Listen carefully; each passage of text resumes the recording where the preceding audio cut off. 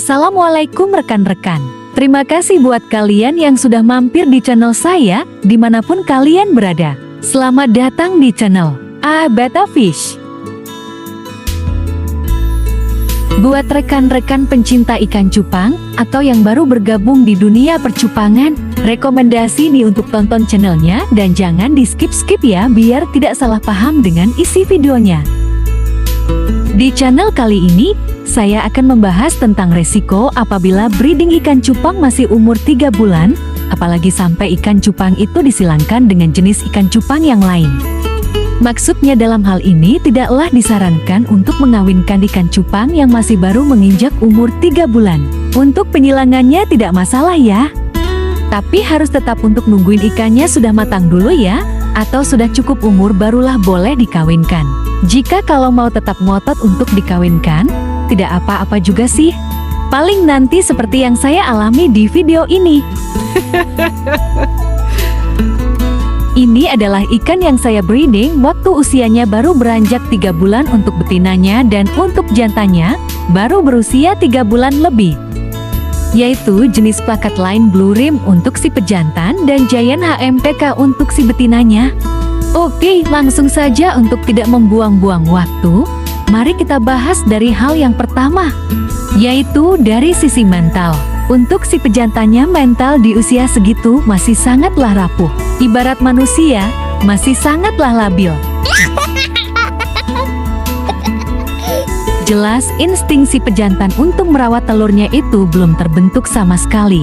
Alhasil ketika saya mengangkat indukan betina setelah proses breeding selesai, indukan jantan seperti ikan yang lagi stres, ditandai dengan pergerakannya yang sangat cepat dengan mengelilingi tempat breeding secara terus-menerus. Di sini, saya tidak sempat mengambil gambar, dikarenakan saya sendiri auto panik. Ini yang kita lagi bahas, bukan masalah tidak bisa di-breeding ya. Kalau untuk di-breeding di usia 3 bulan memang sudah bisa. Akan tetapi yang mau dibahas di sini, yaitu lebih kepada risiko yang akan terjadi. Next, karena kelakuan si jantan yang seperti itu, saya tidak mau mengambil resiko. Saya langsung mengangkat indukan jantannya juga, karena takut menghancurkan busa maupun telur yang sudah ada. Sebelumnya, di sini saya sudah pernah ya, nge-breed dengan mengangkat kedua indukannya, si pejantan dan si betina. Dan pada waktu itu berhasil, akan tetapi yang hidup hanya sekitar 45% dari total telur yang ada. Nah, disitulah tidak pakai pikir panjang, saya langsung mengangkat si pejantan. Daripada telurnya dimakan semua karena stres, tapi di sini, ketika kalian mengangkat kedua indukan, harus diperhatikan juga untuk menyedot air yang ada di tempat breeding. Disisakan sekitar 2 cm ya, biar burayaknya itu pada saat menetas, bisa ambil nafas ke permukaan. Nah, itu dia untuk dari segi mental ya, resikonya bisa seperti itu. Lanjut ke yang kedua, dari sisi telurnya si betina. Di usia yang masih 3 bulan ini, sudah tentu telur yang ada pada betina belumlah matang. Memang sih, sudah terlihat jelas telurnya, tapi masih berwarna agak keputih-putihan. Itu menandakan bahwa telur yang ada pada betina belumlah matang. Telur yang sudah matang pada betina, seperti pada gambar ini, ditandai dengan telur yang warnanya sudah agak kekuning-kuningan. Itu adalah ikan betina yang sudah matang dan juga sudah siap untuk di-breeding. Next, apabila telur betina belumlah matang, akan sangat beresiko pada burayak nantinya, yaitu burayak yang tidak dapat bertahan untuk hidup, ibaratkan seperti bayi yang lahirnya belum pada waktunya, atau kata lainnya prematur. Burayak tersebut biasanya di atas hari keempat mulai hilang sedikit demi sedikit. Itulah alasannya kenapa burayak kalian pada hilang satu persatu, atau bahkan matinya itu sekaligus. Tapi di sini, burayak saya, dari yang sekian banyak tersebut, yang dapat bertahan, hanyalah sekitar 12 ekor. Itulah yang disebut dengan Raja Lubukan.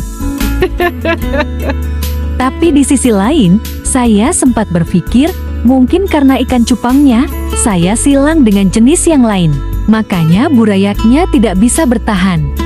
Tapi, pemikiran saya itu terbantahkan oleh cupang saya sebelumnya, di mana pernah saya silang antara jenis half moon dan juga plakat. Awal-awal saya bermain cupang, ikannya berhasil dan hidup sampai besar. Tapi di umur cupang yang sudah 5 bulan lebih ya saya breedingnya. Ingat, ini menurut pengalaman saya pribadi.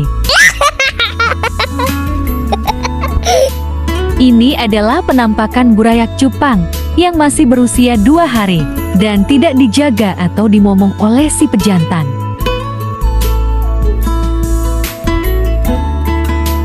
Burayaknya masih berputar-putar dan sekilas hanya mata yang kelihatan.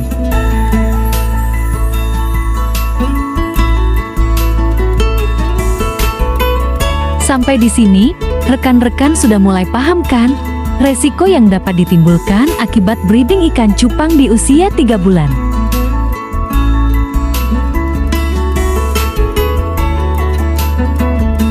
Sedikit tips dari saya, sebelum rekan-rekan ngebreed, usahakan si betinanya disiapkan 5 sampai dengan 7 hari sebelum hari penggabungan dengan pejantan, agar diberi makan jentik nyamuk. Lebih banyak lebih bagus, agar telurnya itu benar-benar matang. Ini adalah burayak cupang saya, yang tinggal tersisa sekitar 12 ekor saja. Usia burayak ini sudah melewati masa kritis, yaitu berumur sekitar 3 minggu. Gak kebayangkan, jika telur yang banyak tadi, jadinya hanya tinggal segitu.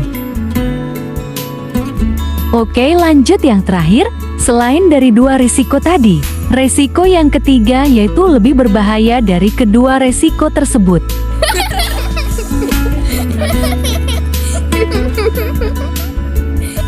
Kenapa sangat berbahaya? Ya jelas iya, ikan yang rekan-rekan pilih sebagai indukan, pastinya ikan tersebut merupakan ikan yang berkualitas. Karena menginginkan penerus dari ikan yang berkualitas tersebut, tentunya rekan-rekan membreed ikan itu.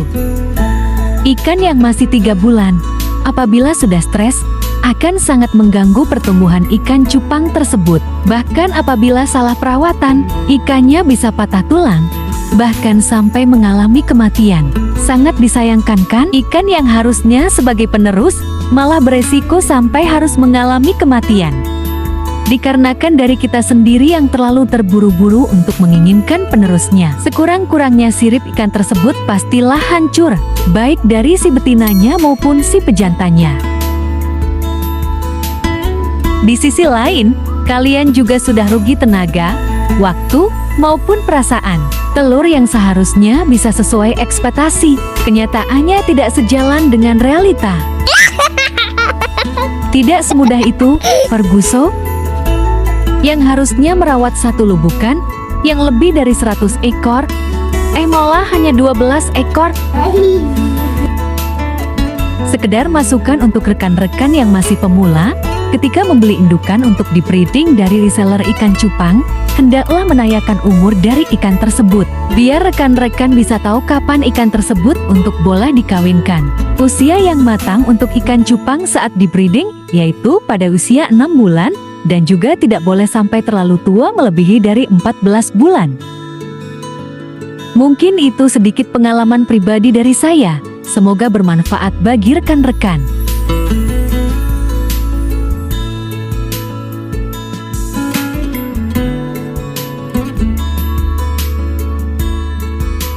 Jangan lupa di-subscribe akun channel saya, like jika kalian suka, komen jika rekan-rekan mempunyai pertanyaan, dan di-share agar kita dapat saling berbagi dalam pengetahuan.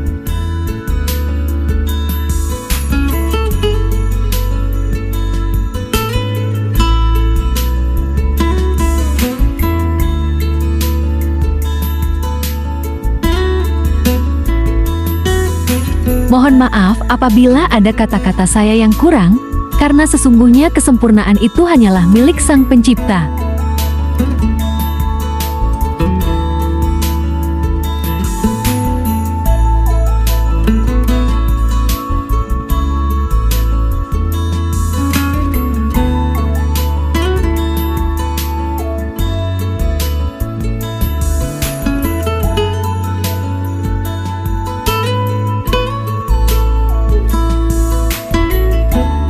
Salam satu hobi dari Indonesia yang paling timur.